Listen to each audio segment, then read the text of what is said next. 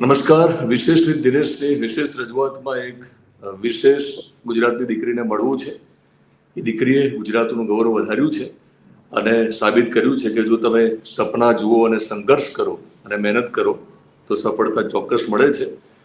ભારતીય મહિલા cricket team જ્યારે વિશ્વકપ જીતે છે એ પછી ગુજરાતના મોટાભાગના ઘરોમાં દીકરીઓના જે સપનાઓ છે એ સાકાર થશે તેવી આશા જન્મી છે. દીકરીઓ મહેનત કરી રહી છે અને ભારતીય મહિલા ક્રિકેટ ટીમમાં સ્થાન મેળવવા માટે રાત દિવસ મહેનત કરે છે. અચાનક એક સવારનો સૂરજ એવો ઉગે છે જે સારા સમાચાર લઈને આવે છે. ત્યારે ગુજરાત માટે એક સારા સમાચાર એ છે કે અવની ચાવડા અંડર-19 ભારતીય મહિલા ક્રિકેટ ટીમમાં સ્થાન પામ્યા છે અને ગુજરાતનું ગૌરવ વધાર્યું છે. ત્યારે સૌ પ્રથમ આપણે અવનીબેનને અભિનંદન આપીશું. અવનીબેન, અભિનંદન. Thank you sir. મેં આમ તો પરિચય આપ્યો છે ને બહુ ટૂંકમાં મેં ઉલ્લેખ કર્યો છે કે તમને અમે શા માટે અભિનંદન આપીએ છીએ. થોડીક તમે બેઝિક એની વાત કરશો કે તમારું જે સિલેક્શન થયું છે એના વિશે થોડી વાત કરો, પછી આગળ વાત કરીએ.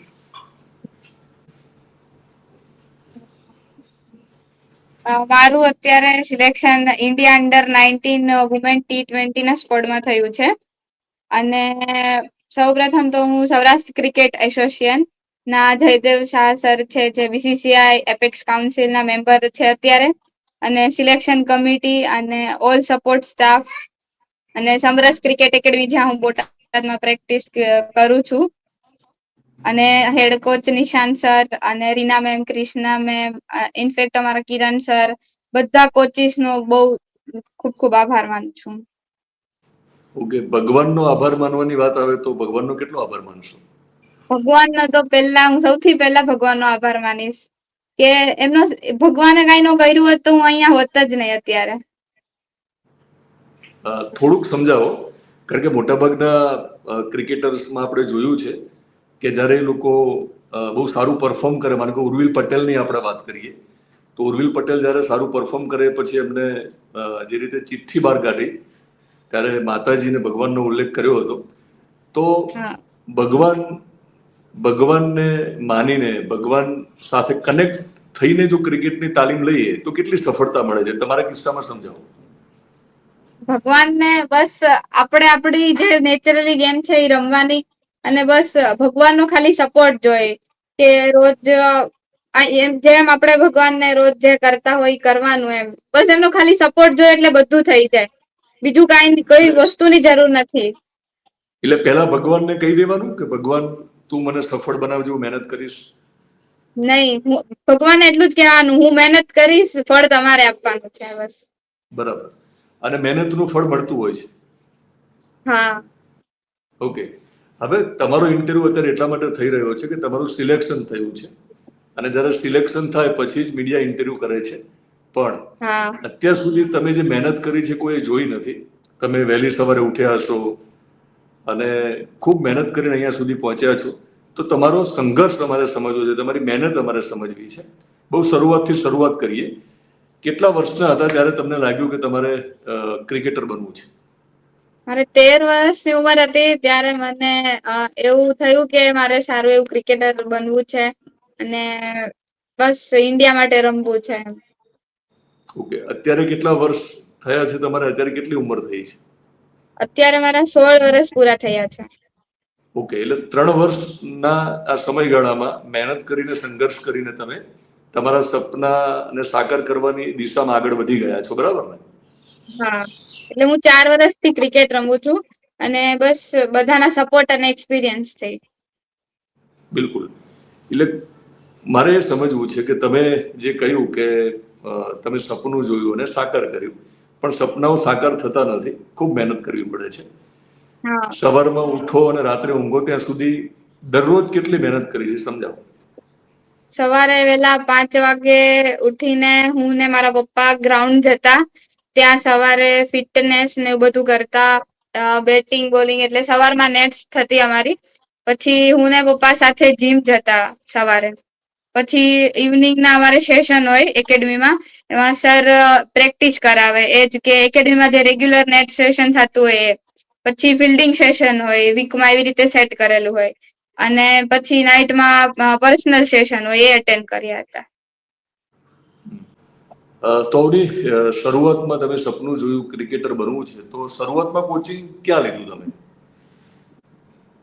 શરૂઆતમાં તો બસ ટીવીમાં મેચીસ આવતા હોય ઈ જોતા હતા, અને પછી મેં પપ્પાને કીધું કે બસ મારે ક્રિકેટર બનવું છે સારું એમ. અને કોચિંગ ક્યાં લીધું તમે? બોટાદમાં લીધું શરૂઆતમાં? હા, શરૂઆતથી જ મારું કોચિંગ બોટાદમાં મેં લીધું હતું. ઓકે, અને છેલ્લે છેલ્લે તમે ક્યાં કોચિંગ લીધું? બસ હું બોટાદ જ પ્રેક્ટિસ કરું છું પહેલેથી, હજુ બોટાદ જ કરું છું. ઓકે, એટલે નાના શહેરમાંથી પણ ક્રિકેટર બની શકાય અને ભારતીય મહિલા ક્રિકેટ ટીમમાં પહોંચી શકાય એવું સાબિત થાય છે? હા. બિલકુલ. પ્રેક્ટિસની તમે વાત કરી છે, ખૂબ મહેનત કરી છે. સાથે સાથે શું ધ્યાન રાખવાનું છે સિલેક્શનની પ્રક્રિયા માટે? કારણ કે ઘણી બધી દીકરીઓને હવે તો ટીમમાં સ્થાન મેળવવું છે અને માત્ર 11 જણને ટીમમાં સ્થાન મળતું હોય છે. તો 11માં તમારું નામ હોવું અને તમે બાપનું નામ રોશન કરો એના માટે શું કરવું પડે છે, એ ટિપ્સ આપશો? કઈ બસ આપણે પોતાનું ગેમ રમવાનું, જે પોતાનું બેસ્ટ હોય ઓન ફિલ્ડ આપવાનું, બસ બીજું તો કાંઈ જ નહીં. જે નેચરલી પોતાની ગેમ હોય રમવાની એમ. ઓકે, નેચરલી ગેમ રમવાની. તમારું સિલેક્શન થયું છે પણ ભૂતકાળમાં રિજેક્શન મળ્યું હશે એવો કોઈ કિસ્સો ને જ્યારે તમે હતાશ પણ થયા હોય? હા, અરે અમારે હું ફર્સ્ટ યર 15 રમી હતી, પણ સેકન્ડ યરમાં મને 15 બોન્ડ ટેસ્ટ ફેલ આવ્યો હતો મને. પછી મને સૌરાષ્ટ્ર ક્રિકેટ એસોસિએશન માંથી અંડર-19 નો કોલ આવ્યો અને એ વર્ષે હું 19 રમી. ત્યારથી મને એક સારું એવું સક્સેસ મળ્યું હતું. એ પછીથી મારું બધી જગ્યાએ મારું સિલેક્શન થયું ધીરે ધીરે, અને ત્યારથી હું અહીં સુધી પહોંચી છું. ઓકે, ફિટનેસ માટે શું કરવું પડે અને શું કરો છો? ફિટનેસ માટે તો બસ જે ટેસ્ટ જે આપણે ફિટનેસ ટેસ્ટમાં લેવાતી હોય એ રૂટીનમાં કરવી પડે એમ, અને જીમ અને કન્ડિશનિંગ જે સેશન હોય એ ડેઈલી કરવા પડે. અને ડાયટની વાત કરીએ તો? ડાયટ તો બસ જેને એસેન્સી જેવી રીતે કે ન્યુટ્રિશન જેને જેવી રીતે આપે એને એવી રીતે એનો ડાયટ ફોલો કરવો જોઈએ. ઓકે, તમારા પપ્પા સાથે વાતચીત કરીશું અને એક સવાલ તમને કરી લઉં, પછી એમને સવાલ કરીશ કે તમે પપ્પા કયા સર ક્રિકેટર મારા બહાર ગયા છે અત્યારે. ઓકે, કયા ક્રિકેટરને તમે આઈડલ માનો છો? શ્રેયસ અય્યર. શ્રેયસ અય્યરને. ઓકે, અને ભવિષ્યમાં તમે સપનાઓ ઘણા બધા જોયા હશે, તો તમારું સપનું શું છે હજુ પણ? બસ મારું સપનું એ જ છે કે અત્યારે સારું એવું શ્રીલંકા ટૂરમાં કરું અને અંડર-19 વર્લ્ડ કપ રમીને ઇન્ડિયાની મેઇન વુમેન ટીમમાં સિલેક્ટ થવું બસ.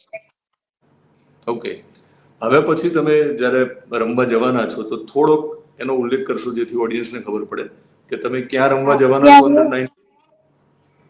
અત્યારે હું બેંગ્લોર 4 દિવસ કેમ્પ અટેન્ડ કરીશ અને ત્યાંથી ચેન્નાઈ જઈશ 18 તારીખે T20 સિરીઝ રમવા માટે. બિલકુલ. બેસ્ટ ઓફ લક અવની, અને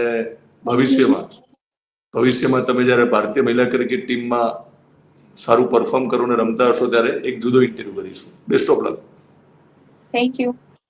મિત્રો, સુરેશભાઈ થોડા કામમાં છે, આપણી સાથે જોડાઈ શક્યા નથી કારણ કે આજે ફ્લાઇટ છે અને અવની જે ફ્લાઇટમાં ઉડીને અને જવાના છે, એટલે કે એમની જે ઉડાન છે અવનીની સફળતાની, એની પાછળ સુરેશભાઈની ખૂબ મહેનત છે. તો સુરેશભાઈના ઘરે જઈને એમનો રૂબરૂ એક ઇન્ટરવ્યુ કરવાનો છું. જ્યારે અવની મેદાનમાં પરફોર્મ કરતી હશે ત્યારે અમે સુરેશભાઈ સાથે એના ઘરે વાતો કરીશું, કારણ કે અવનીની ઉડાનમાં સુરેશભાઈનો ખૂબ મોટો રોલ છે. Thank you Avni. Thank you.